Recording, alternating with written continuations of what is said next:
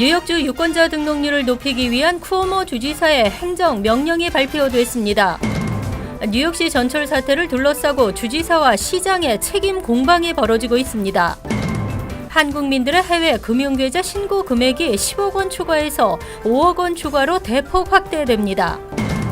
19일부터 미국행 모든 항공기에 이전보다 더 까다로운 새 항공 보안 조치가 적용되기 시작했습니다.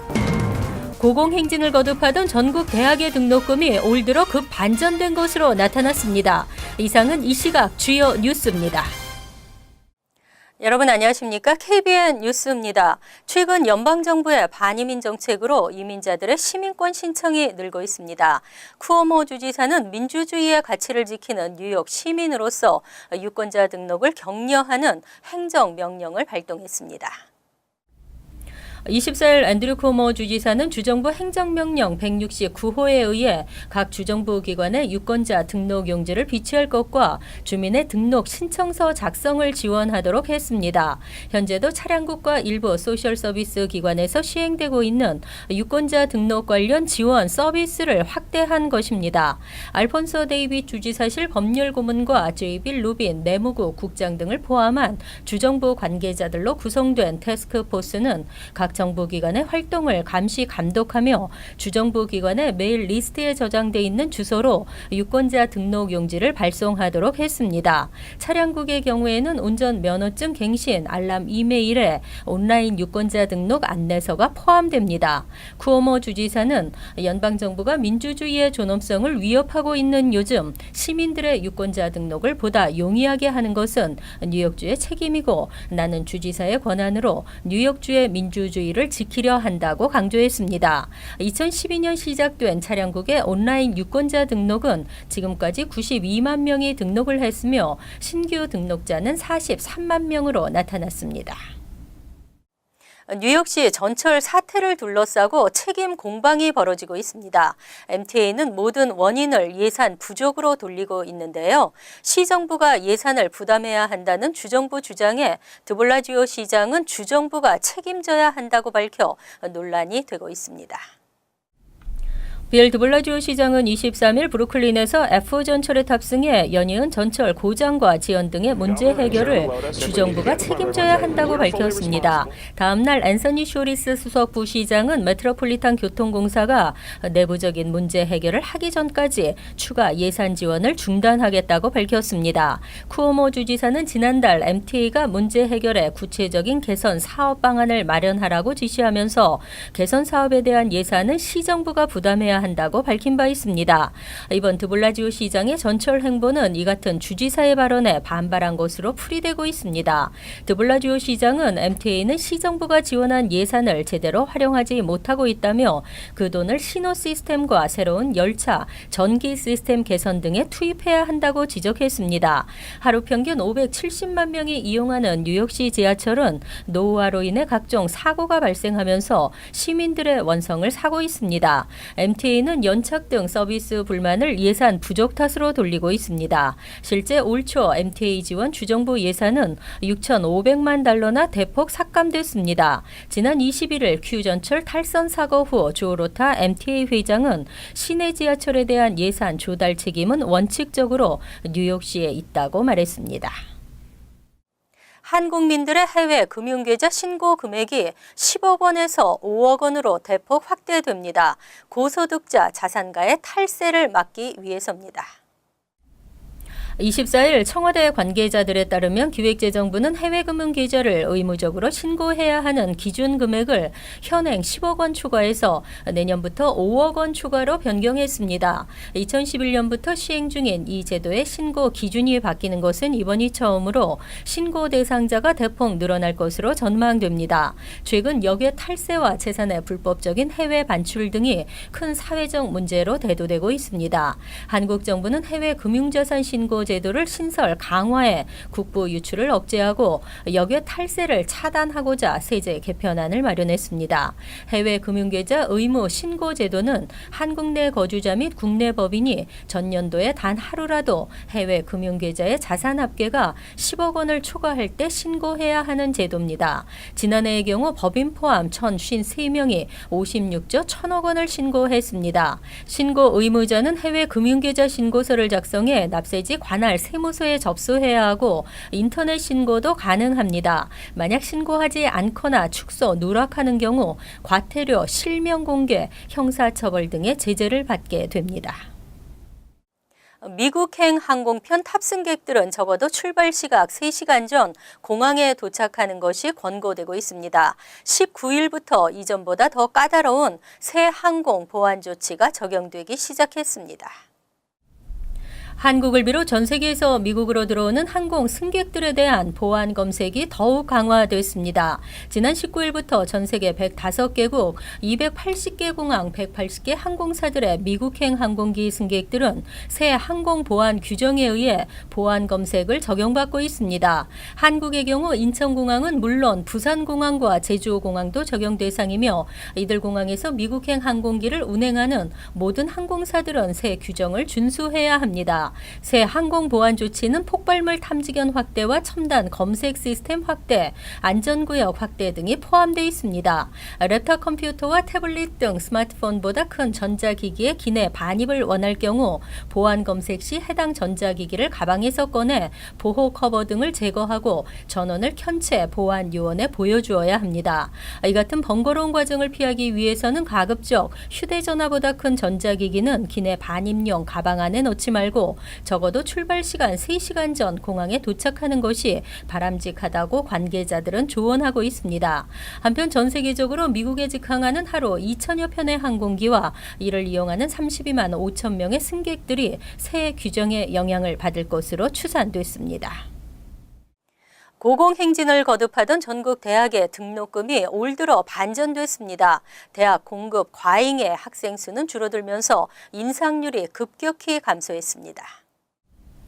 월스트리트저널은 최근 연방노동부 통계를 인용해 지난 26년간 전국 대학의 등록금이 매해 연평균 6%씩 올랐다고 보도했습니다. 등록금 상승률이 물가 상승률을 2배나 초과하면서 같은 기간 4년제 사립대학 재학생의 생활비와 등록금을 포함한 연평균 교육 지출액도 무려 161%나 급증한 것으로 조사됐습니다. 하지만 올 1월에서 6월 전국 대학과 대학원의 평균 등록금 인상률은 1.9%로 급격한 감소 추세로 전환됐습니다. 1990년부터 2012년까지 2년제 포함 대학 수가 33%나 늘었지만 등록 인원은 오히려 줄면서 대학과 대학원의 공급 과잉 현상이 나타나고 있기 때문입니다. 낮은 출생률과 베이비 부머 자녀들의 노화도 한몫을 하면서 대학들은 장학금과 그랜트 등으로 학생 유치에 안간힘을 기울이고 있는 상황입니다. 뿐만 아니라 2008년 연방정부 학자금 대출 제한은 대학 등록생 감소와 등록금 인하를 유도했다는 것이 전문가들의 공통된 견해입니다. 이 같은 추세는 당분간 지속될 것으로 전망됩니다. 뉴욕시 스쿨버스 기사 자격이 쉽지 않음에도 불구하고 부적절한 행동 등으로 해고 조치되는 경우가 한 해 1,000명에 달하는 것으로 나타났습니다. 교육국 통계를 접한 학부모들의 고심이 커지고 있습니다. 뉴욕시는 매년 110억 달러를 들여 스쿨버스 회사와 계약을 맺고 있습니다. 이 버스 회사들은 12,000여 명의 버스기사, 기술자 등을 채용하는데 9.11 이후 보다 엄격해진 관리하에 스쿨버스 운전기사를 채용합니다. 영어에 문제가 없어야 하고 음주운전 기록은 10년 전까지도 확인하며 운전 기록을 체크합니다. 그럼에도 불구하고 뉴욕시 교육국에 따르면 2015년 한 해에만 945명의 학교 버스기사들이 경고나 무급 정직 처분, 해고 등의 징계 조치를 받은 것으로 집계됐습니다. 대부분은 정직 처분 후 복직됐지만 이 중 23명은 음주운전이나 다른 범죄를 이유로 결국 해고 조치됐습니다. 정직 또는 해고 처분을 받은 버스기사 중 186명은 부주의 운전, 차량 내 아동방치 등 학생 안전 문제가 원인이 됐습니다. 뉴욕시 교육국 자료에 따르면 운전 중 맥주를 마시거나 마리화나를 피우는가 하면 차 안에서 빈병 대통령의 소변을 보는 기사도 있었습니다. 학생들을 차 안에 둔 채로 패스트푸드점에 가서 음식을 사오거나 학생들 앞에서 일부러 바지를 벗는 성추행도 발생한 것으로 조사됐습니다. 뉴욕시가 쓰레기 중량제 도입을 추진합니다. 재활용품 분리수거가 강제적이지 않고 권고 사항이다 보니 뉴욕시 재활용품 수거율은 저조한 편입니다. 많이 버리면 요금이 올라가고 재활용품 쓰레기에 대해서는 크레딧도 받을 수 있습니다. 뉴욕시 위생국은 최근 공청회를 열어 일반 가정집에서 벌어지는 생활 폐기물들을 판매 규격 봉투에 넣어 버리게 하는 쓰레기 종량제 프로그램 도입 방안에 대해 논의했습니다. 일반 가정에서 배출하는 쓰레기 양만큼 요금을 지불해 일반 쓰레기를 줄이겠다는 방안입니다. 반면 재활용품 쓰레기에 대해서는 크레딧이나 세금 환급 혜택을 제공해 재활용품 수거율을 높이는 내용도 포함됐습니다. 시 위생국이 쓰레기 종량제 도입을 추진하고 나선 것은 갈수록 가정용 일반 쓰레기량이 증가하고 있기 때문입니다. 뉴욕시는 재활용품 수거율이 17%에 머물며 전국 평균의 절반 수준에 불과한 상태입니다. 또 일반 가정용 쓰레기 처리 비용으로 연간 17억 달러의 예산이 지출되고 있습니다. 실제 뉴 잉글랜드 등 쓰레기 종량제를 시행하고 있는 일부 지역의 쓰레기 수거량은 시행 이전보다 4분의 1가량 줄었지만 재활용 쓰레기는 오히려 늘었습니다. 뉴욕시가 추진하고 있는 쓰레기 종량제는 공청회와 의견 수렴을 거쳐 채택되면 이르면 오는 9월부터 실행될 예정입니다. 뉴욕시에 공격적인 다람쥐가 출몰해 사람을 물고 있습니다. 최근 일주일 새 5명이 다람쥐에 물리는 일이 발생하면서 보건국이 주의를 당부했습니다. 뉴욕시에 사람을 무는 다람쥐 주의보가 내려졌습니다. 24일 데일리 뉴스에 따르면 최근 들어 브루클린 프로스펙트 파크에서 7살 된 어린이를 포함 다람쥐에 물리는 피해가 5건이나 발생했습니다. 대부분은 다람쥐에게 먹이를 주려다 팔이 물리는 등 피해를 입었지만 가만히 서 있는 사람을 무는 경우도 발생했습니다. 시 보건국은 공원 내에 경고문을 부착하고 다람쥐에게 먹이를 주지 말아야 하며 만약 다람쥐에게 물렸을 경우 즉시 광견병 감염 여부를 확인하라고 당부했습니다. 보건국은 문제의 다람쥐가 매우 공격적인 상태를 나타내고 있다며 이는 광견병에 걸린 야생동물에게서 나타나는 공통적인 증세라고 밝혔습니다. 보통의 다람쥐는 이러한 공격적인 행동을 취하지 않으며 오히려 사람을 피해 다니는 것으로 알려졌습니다. 광견병은 개나 너구리 등 야생동물에게서 볼 수 있는 바이러스성 질환으로 이들에게 물릴 경우 사람도 감염됩니다. 광견병에 걸리면 경련과 호흡 곤란 등의 격렬한 증상을 보이며 특히 물을 마시거나 보기만 해도 공포를 느끼고 목에 경련을 일으키는 특징이 있어 공수병이라고도 불립니다. 롱아일랜드 나소 카운티의 19개 해변에 수영 금지령이 내려졌습니다. 폭우로 인해 쓰레기 더미가 휩쓸려 내려오면서 수질 오염이 예상됩니다. 비서객들은 온라인 등으로 먼저 확인할 것이 당부됐습니다. 베이빌 센터 아일랜드 사운드, 레딩타운, 크리클럽, 로렐 할로우, 글렌코브 모건 사운드 등 나소 카운티 19개 해변에 수영 금지령이 발령됐습니다. 수질 오염에 따른 박테리아 감염 예방 차원에서 내려진 조치입니다. 나소 카운티 보건국은 24일 이날 내린 폭우로 땅의 빗물과 토양이 바다로 흘러들어가면서 박테리아 수가 급증했다며 해변 방문객들은 사전에 온라인으로 수영 가능 여부를 확인하는 것이 좋다고 밝혔습니다. 지난 12일에도 나소 카운티와 서포 카운티는 8일 내린 폭우로 인한 박테리아 수 증가로 84개 해변 수영 금지령을 내린 바 있습니다. 관계자는 이들 해변의 수질을 조사해 박테리아 수치가 주정부 보건 기준에 맞게 내려가면 수영 금지 조치를 해제할 것이라고 말했습니다. 피서객들은 해변을 찾을 때 오염 여부를 미리 확인하고 떠날 것이 당부됐으며 어류나 폐류를 아무런 생각 없이 먹는 것도 조심해야 하는 것으로 지적됐습니다.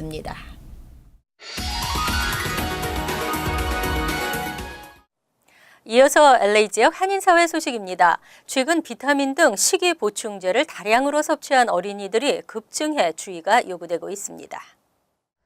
네이션와이드 아동병원에 따르면 지난 2000년부터 2012년까지 미 전역 독극물 관리센터에 식이 보충제 중독으로 보고된 신고 전화는 27만 4,998건으로 이는 평균 24분당 1건에 달하는 것으로 조사됐다고 밝혔습니다.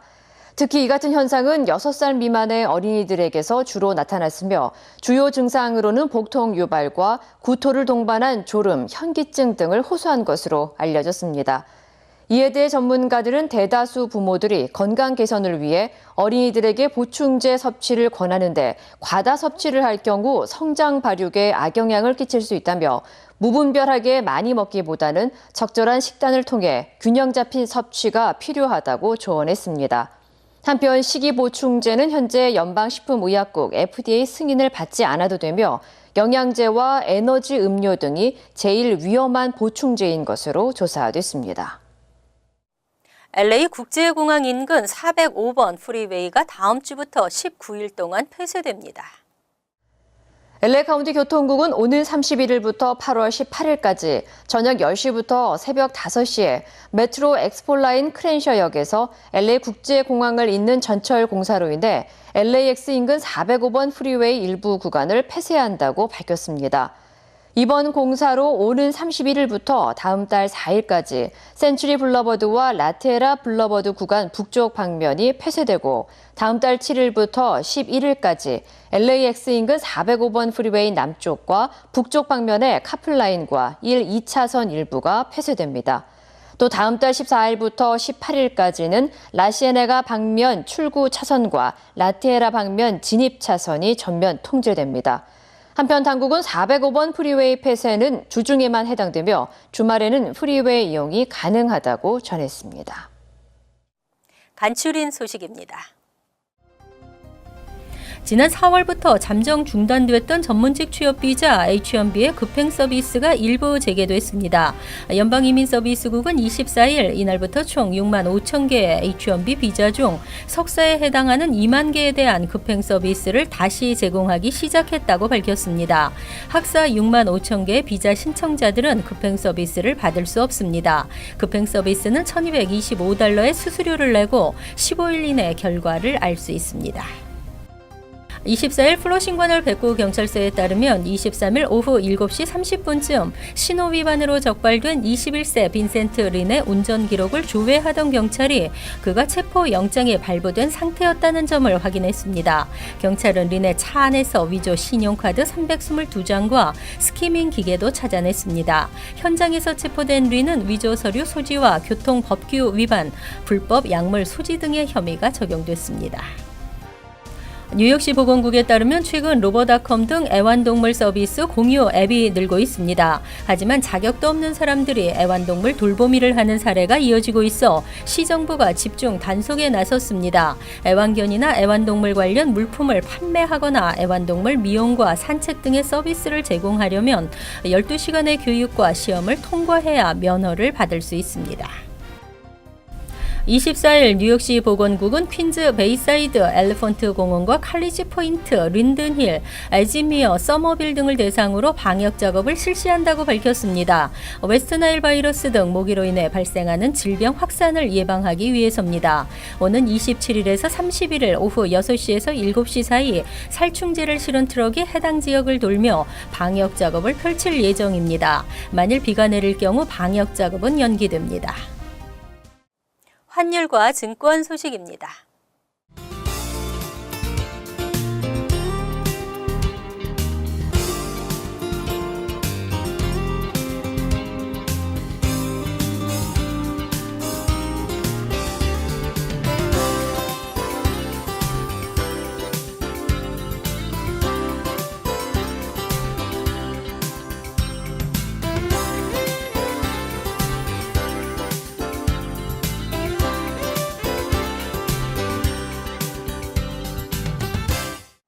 이어서 날씨입니다.